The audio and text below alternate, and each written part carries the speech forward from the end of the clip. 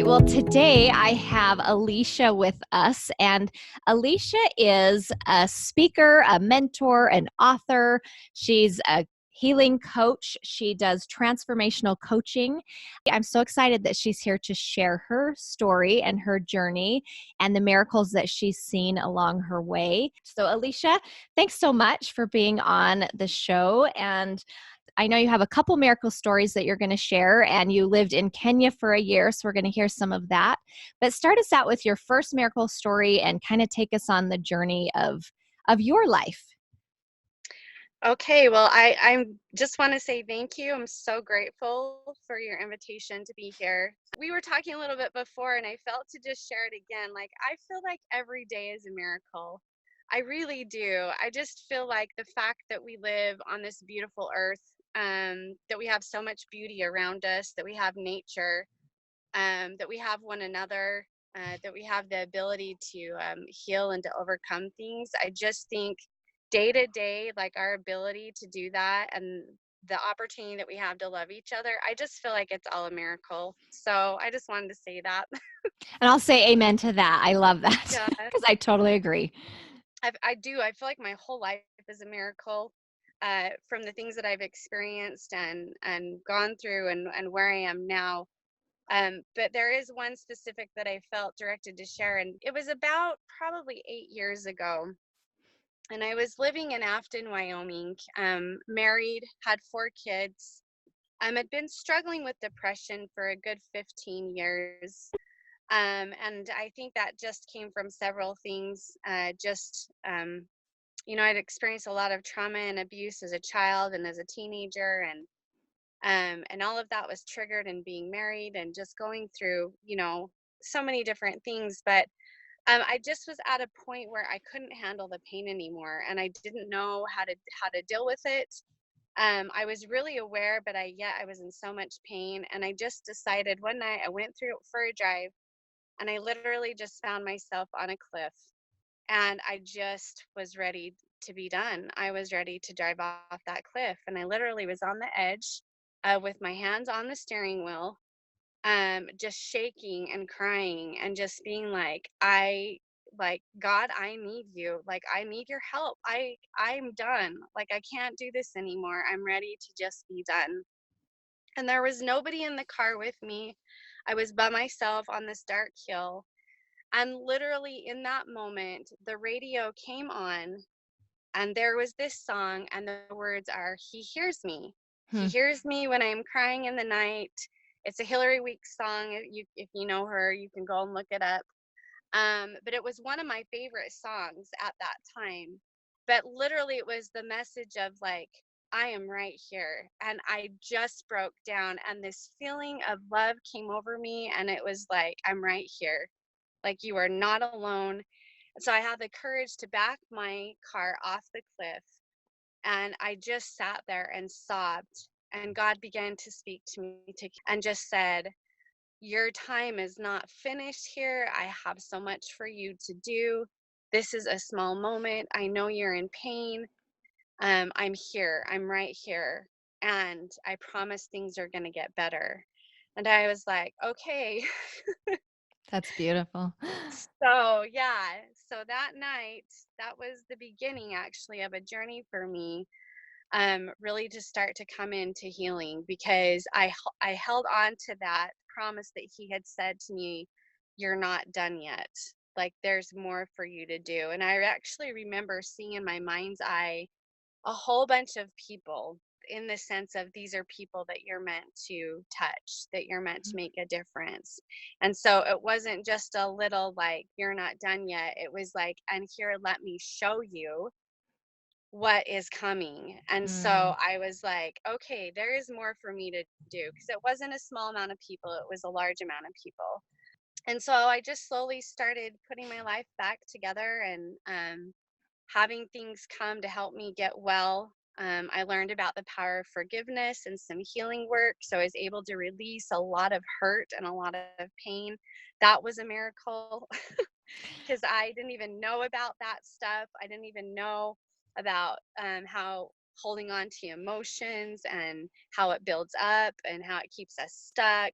And we moved into a neighborhood with a lady that I became friends with. That was a miracle. So learning that.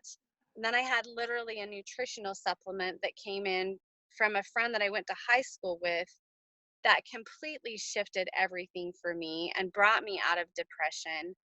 And that was about 5 years ago. And then things really started moving. And so those are all miracles to me too. So I was able to come into a place of really complete healing, of wholeness, and of an awakening, of really understanding who I was as a divine being, coming into understanding who I am as a person, understanding like what my mission was on this earth, and then having all the tools of becoming well in my body and in my mind and in my spirit. And so that led into, okay, God, I am here. Now what do you want me to do? So my entire life had changed. I actually had left my marriage. It had become very destructive. And then I went to Kenya on a humanitarian trip. And that was like, oh my gosh, this is a part of my life mission. And being in Kenya and seeing the needs there, and just my heart was like, oh my gosh, because I love people and I had been wanting to do humanitarian work. So anyways, I knew going that time that this was something big. Well, what I didn't know, when I came back, was that my family was going to be brought back together and that we were going to end up a year later in Kenya as a family. So your first Kenya trip, it was just you. Yep. And how long were you over there? I was there for about 2 weeks. Okay. And that cost quite a bit of money to do because I was a single mom at that time. And there were miracles all around that. I'll just share one. I didn't know how I was going to pay for anything. So I was doing like garage sale to sell things. And it was getting close to the deadline. And literally, I got on my knees and I'm like, okay, God, like you are calling me to do this. So I know you've already provided the way, but I just can't see it. So I'm asking you for a miracle today. You know the money that I need, and I'm doing my very best. Like, what else can I do? And the voice was, come, sell everything. And I was like, okay, like sell all your furniture, sell everything. And I said, okay. So I started hauling stuff out there, and I was out there, and my son's friend came by to pick him up to take him to go play that day, his dad. Well, they came back. After he came back, his dad started talking to me. I was telling him about what we were doing in Kenya. We were helping women. We were helping them get sanitary napkins. We were helping them go to school. We were just doing all of these things. And I didn't think anything of it. I just was super passionate. Well, he came by later that day. I opened the door and he handed me a wad of cash. I love it. And he said, I was going to buy myself a new guitar because I teach guitar lessons. But after listening to you today, God was like, give her the money. He gave it to me. And I just was like, oh my gosh, I couldn't even look at how much it was. It was a huge wad. I just knew it was a lot. So shut the door, went upstairs, bawling my eyes out, and a knock comes again. And here he is again. And I'm like, oh, I just wanted to tell you thank you. And he's like, well, here's the thing. God told me to give you all of the money, not just some of the money. And he handed me another wad of cash. And he's like, I'm sorry that I even held on to this. Oh, wow. He's like, thank you for helping me today to step into my faith, because I've been asking God to help me to be more humble and be more faithful. And this was an opportunity. And I just sat there with my mouth wide open. I mean, I was just like, and then the next day in church, so we have like 3 different meetings. And the first meeting I had missed, and God was like, well, go to another church and go to their meeting. And so I was like, oh, okay. So I went to a different meeting, and God was like, stand up and share what you're doing. Everybody was sharing, and you could share your testimony. And I was like, okay, these people don't know me. So I stand up and I like share what I'm doing. And I shared the miracle from the day before because I just wanted to testify of miracles. Mm-hmm. and that God hears us and he answers our prayers in ways that we can't even see. And that was what I wanted to share, and that I was getting to go and do this work. And then I sat back down. I kid you not, after that meeting, two people, one lady was like, I want you to come to my house after this. I would like to support you in what you were doing. Okay. And then another girl came to me and she said, I have a guitar that I've been trying to get rid of. Do you think this guy would want Oh, it? I love it. Oh my gosh. That's Like, awesome. I mean, here we go. He gave up his guitar money. The next day, here's this lady that wants to give this beautiful guitar to this man. Ah, And then I went to the other lady's house. She ended up writing me a $500 check. And here I had the money to go. And that was the first time. Then a year later, my husband and I were able to come back together, and we were just putting our family back together. I literally started having dreams of my kids playing with Kenyan mm, kids, mm-hmm. like in the dirt. And I thought, okay, well, a few years from now, when because we're building a cultural center over there, and we talked about bringing families over and being there. And I thought, okay, but it kept coming back to me, and it wasn't in a few years. It was my kids, how they were right now. And at that time, my Mm, youngest was 5. wow. So 5, 7, 10, and 11 were my kids' Yeah. ages. But I was like, okay, God, like, you keep showing me this. Like, are you asking us to go to Kenya? And the answer was yes. And Mm, I'm like, okay, well, how soon? And this was at the end of January of 2017. And the thought came May. And we were living in a 2-bedroom apartment at that time, just trying to put everything together. But my husband felt it too. And he's like, okay, well, and that was a miracle that he was like, yeah, we need to go and do this. I was so scared to tell him. I'm like, God, if this is what you want for our family, then you've got to touch his heart, mm-hmm. because I just don't know. And so, yeah, sure enough. And he's like, okay, well, we need a place to live, and we need a car, and we need to figure out how all of that's going to happen. Well, one of our friends from Kenya had come out, and she was actually staying with us. Her name was Anita. And we're like, Anita, this is what we feel. She smiled and she's like, well, I have a house you can live in, and I have a car you can borrow, and we're not using it because we live 15 hours away from where you would be serving. I literally felt like there were angels in the room. And my husband at that time and I look at each other and we're like, oh, I guess we're going to Kenya. So same story. We sold everything, moved into a trailer, and saved every penny we could for the plane ticket. And at the end of May, we flew out to Kenya, Africa, and we spent a whole year there. We had kind of built up a residual income with a network marketing company, with the health product that got me well. And it was literally that residual that supported us in being able to do that. In fact, it was the exact amount Mm. that we were bringing in, that one of the Kenyans, when asked, hey, what would it take to live in Kenya for a year? And that was almost the exact residual that we had coming in at that time. And so we were just like, oh my gosh. That's amazing. Yeah. I So love, you know what I love, and I want to, you'll keep telling your story, but I love the little details. Like God is in the details of just the littlest things for all of us. And I just love that. I love that you said that, because he really is. And I think that that's such the beautiful thing, because you think the things that um, wouldn't be important, the little things that really do mean a lot to us, Hmm. um, that he is in those, and Hmm. that every little thing, and I'll share this, we experienced that because we had felt broken as a family for so long, just because of things that we had been through. And we had moved so many times over the past few years, I think like 5 times. And we were just trying to put everything together in our lives. And that was the hard part. And my kids wanted to just have a home. Yeah. They just wanted to live in a home, and they wanted to have a dog. Oh. And that is what they wanted. But they were willing when we said to them, hey, this is what God's asking us to do. Are you willing to go? And they were like, yeah.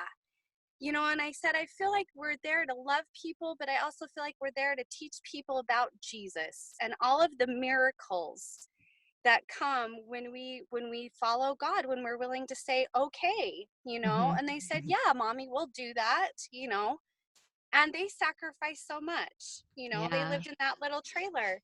Well, here's the beautiful thing. When we got into Kenya, we had no idea what was awaiting us, except for there was a house. And Mm-hmm. before we got to Kenya, Anita was like, well, I was going to put you in like a one room, but she's like, you all actually have a home that will have 3 bedrooms, and it will be a home for you. Mm. And that was the first of the miracles of just the little things where I'm like, oh my gosh, God has provided and heard every single prayer. And so literally we get there and there's this beautiful home in the middle of the Kenyan community that's gated. We have a car and all of these things just being provided. Like we had Yeah. someone there to help us with our laundry and with our cooking just because it takes all day to do that. And we were there to serve the people. So I had that as a mom. So I literally could just focus on my family and on the work that we were passionate about doing. And then about 2 weeks being there, our friends brought puppies for Oh. my children. This was one of the most touching things to me because my kids had just wanted a dog and we had moved so much and we were in apartments that wouldn't allow pets, where we went to a trailer where they literally slept on the floor for 4 months, Mm-hmm. Mm-hmm. and coming to a home where they had their own beds, they had their own rooms, and then here we are 2 weeks into it, and they each got their own puppy, and we felt loved. We didn't feel rejected.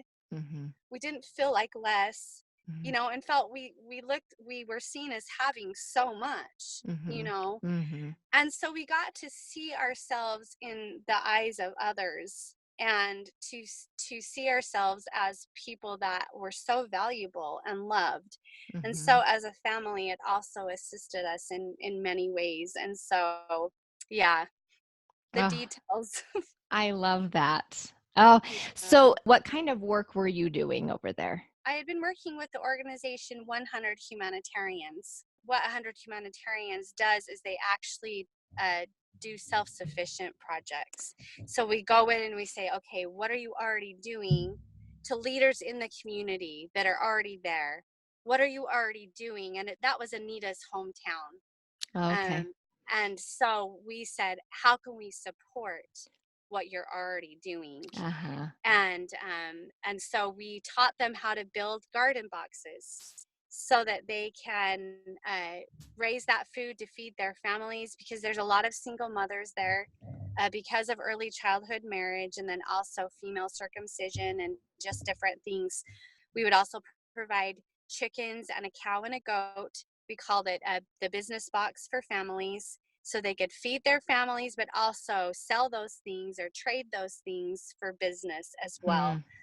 And we did a lot of that. We also did a lot of mentoring in the schools with the youth.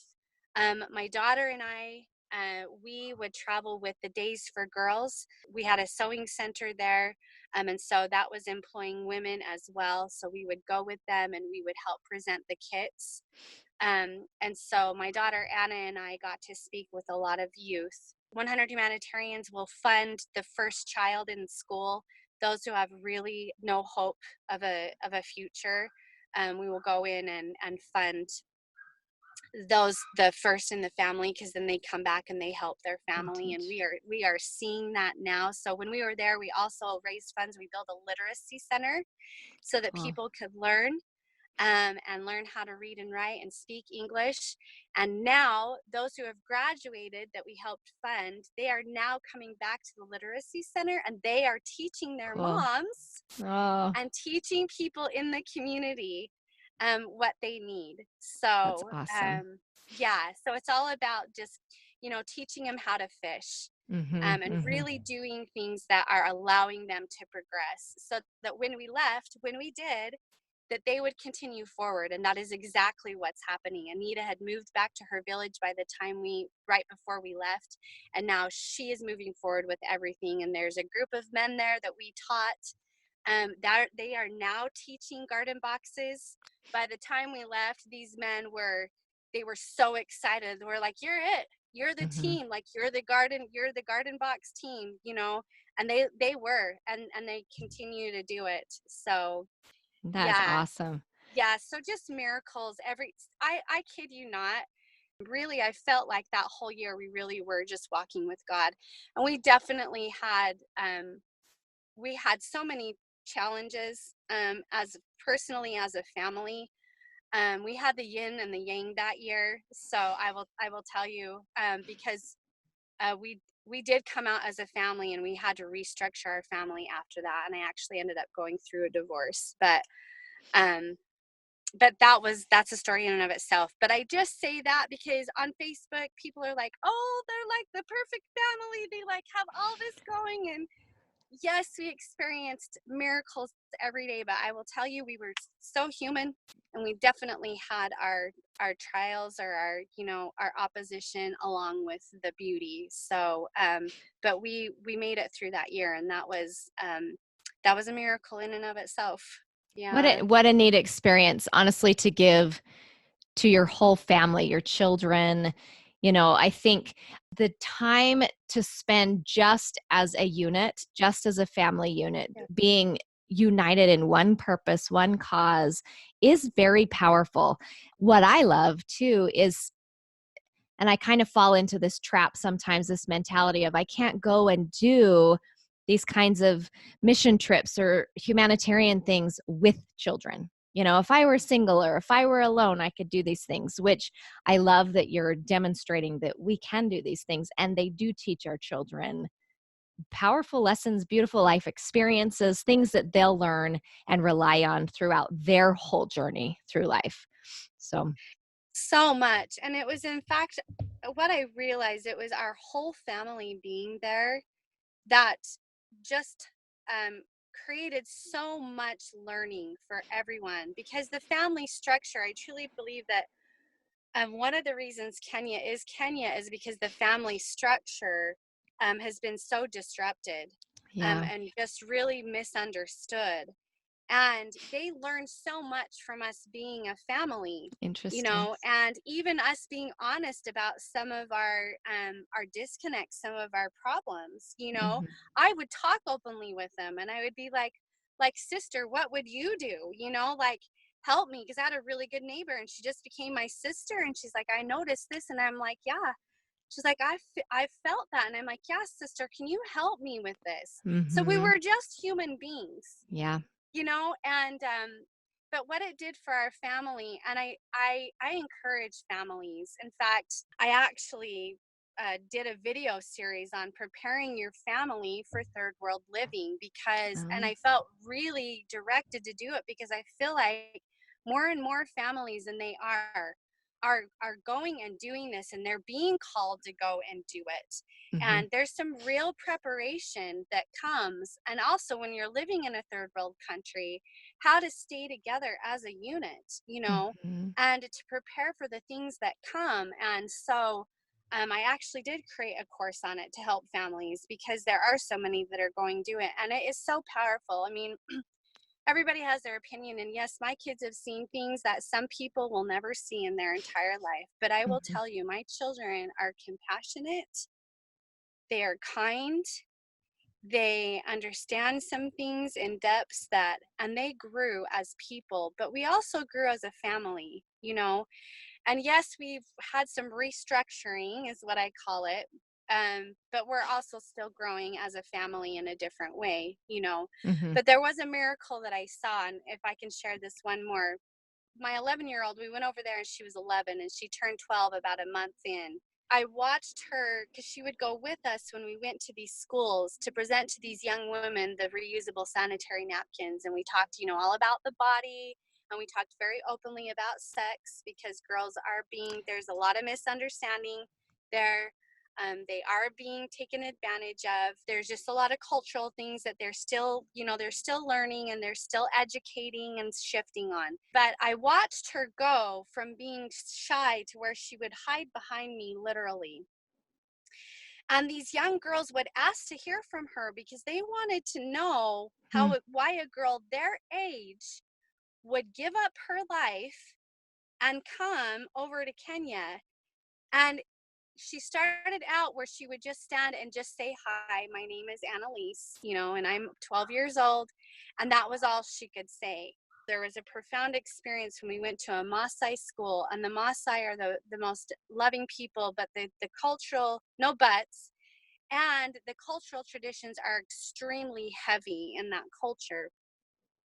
But Anna was shy that day, but she had the courage to stand and just kind of say hi. And afterwards, we sat in these chairs and they showered us with their beads and with their necklaces. And Anna received the most. Girl after girl after girl would go up and kiss her on both cheeks and put this jewelry on her. And I just saw her beam. Like she was like she got it. Oh my gosh. I have the ability to make a big difference here. Like I have the opportunity to love and to say things in a way and to have influence. And so I watched her step into her personal power as a 12-year-old girl. And by the time we left, she was standing before a group of boys, men, 14 to 18. She asked a schoolmaster, I need to talk to your young men, please." I was like, "Oh my gosh." She's like, "Okay, I will gather them immediately." And I'm like, "Okay, sis." And she's like, "Mom, this is what God wants me to do." And I said, "Okay." So they gathered them up in a schoolroom and she's like, "I got this. I don't need you in there." And I said, "Okay." So, but of course I'm sitting outside the door. And here is my 12-year-old empowered, strong daughter who couldn't even stand before, standing in front of these men, conversing with them. I'm Anna. I'm from America. I know you've heard of me, kind of joking with them back and forth. And then all of a sudden getting serious and saying, "I have a message to share with you and you're going to respect me, right?" And I was like, and she said, "I have two messages for you. First, you need to respect women." And she looked at him and she pointed at him and she said, "And you know what I mean. And second, you need to be men of God. And if you don't know what that is, then you need to ask your preachers." But she said, "Men of God respect themselves and they respect women." And I just sat there I was like, "Oh my gosh." That's awesome. And that was a miracle to me, to watch that happen and to watch her go from that to that. I just was like, what a miracle. And it has served her well to have found her voice and to speak her truth. And that was something that I was not given as a girl in my Yeah. youth. And it is something that I wanted to give to her. And it has been the most rewarding thing because, I mean, I'm human. I've definitely had my learning lessons and I am continuing to learn. But it brings me a lot of joy to have watched the miracle in her and to see now how it is helping and serving her in her life right now. So I love that. Well, as a mom, from a mom to a mom heart, that those are miracles, watching your children. And I'll tear up too, because those are lessons we can't necessarily teach them other than providing them the space and the environment to help them grow. And I just think that's beautiful. I love it. thank you. Thank you for letting me share. Anything else that you learned, life lessons, life messages that you learned that you want to share with us? Yeah, don't be afraid to go against the grain. Get out of the box. Listen to your own intuition because miracles come when we're willing to do the things that don't make sense, but that our hearts are telling us to do. Like, for example, when we got there, we literally were told to stay behind the gate because we weren't safe. We were told to not go out unless we had a guide. And these children would come and they would line against the bottom of the gate where it was barred, because the rest was solid. And they would bend their heads down and they would look and they would just line it. And after a few days, I was like, enough. Like, we did not come here to be behind gates, to be protected. And literally one day I just was like, I'm done. And I opened the gates and here are all these people and these children. And we didn't speak the same language, but I knew that they spoke English because English and Swahili are the two primary languages in Kenya. But we went out there and we just stood there and did what we could to interact with the people. And it was the most beautiful thing. And we were told to not let anyone on our property. And a few weeks later, it was raining. And here are all these kids just standing in the rain. And God was like, invite them in. And I was like, okay. So one afternoon, and I have pictures, we had 20 children in our living room. We shut off all the doors so they couldn't go anywhere else. We brought them in the living room and we had blankets with piles of Legos because these kids had nothing. And so we had this homeschool collaboration Cute. in our living room, and it was the most beautiful thing. Had I listened to what they were telling us, we would have missed out on such a beautiful experience. Mm-hmm. I mean, to see my kids and those kids interacting and building together and having this experience. And I chose coming into Kenya to not be afraid. Mm-hmm. Because we got so much feedback, like, you're taking your kids into a third world country and and I'm like, yeah, we are. God told us to go. And if he's the one that's telling us to go, then he's going to watch over us. And I just Mm-hmm. chose not to be afraid, Mm-hmm. And I think because I chose not to be afraid, I was open to hear the voice of God in the things that he was asking to do. And I just took the precautions, Mm-hmm. Had we chosen into fear, and had we chosen to listen only to those voices of fear, I will tell you, we would have missed out on probably half of the experiences that we had at that time in Kenya. So that's beautiful. And that really is, it sounds like your message as you do like transformational coaching, taking people out of that fear. You do coaching from taking people out of trauma into tranquility. So getting out of fear, moving towards your authentic self. And you've had so many beautiful experiences in your own life to teach you how to do that. And so now I love that that's part of your mission, is to help others. Love that. absolutely, and it is my passion, and I do it because I've traveled the road. Mm-hmm, mm-hmm. And I continue. It's a day-to-day choice. It is, and just because I do the coaching, I am not saying I'm saying I've been through this. This is where I've been. This is where I'm at, and this is where I continue to go.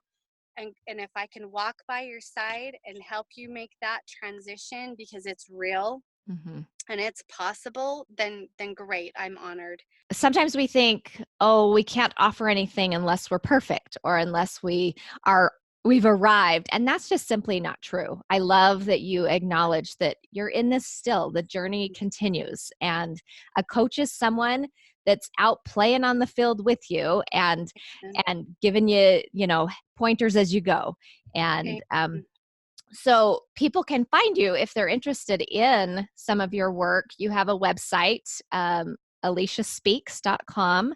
Mhm. And I'll just spell that real quick. ALEESHASPEAKS.com. So I can find you at Aleesha Speaks. And what other things? I know you speak publicly. First, on the website, you can go on there and fill out and get a free half-hour consultation. And I encourage people to do that because I just love to connect with people. And If there's a fit, there's a fit. If not, but at least I can give you some value in a half hour. And I receive it too, because I love Mhm. to connect. So there's that. God's asked me to just speak wherever I can. He's asked me because I feel like he moves through me, and it's the messages that have just been put on my heart. Any opportunity to speak and share, I invite. So and it's my passion. I just, obviously, we've had an amazing conversation, but I love sharing stories, and I love being an instrument and inspiring people to rise up, Mhm. and to do what their heart they already know their heart is telling them, but that they may not have the courage to do, and to just inspire to live a full life. you Mhm. know the things that we experience, and the challenges that we go through, it doesn't have to keep us back. It doesn't define the worth of who we are. It can be a catalyst, actually, to help us to really embrace and create a beautiful life. And Mhm. I love being able to inspire people to see that. So yeah. Well, I love it. I love that you're helping and in so many aspects. And it's been a joy to connect with you and to hear some of your miracle stories and your experiences in Kenya and just with God. So, so beautiful. I appreciate you being on today.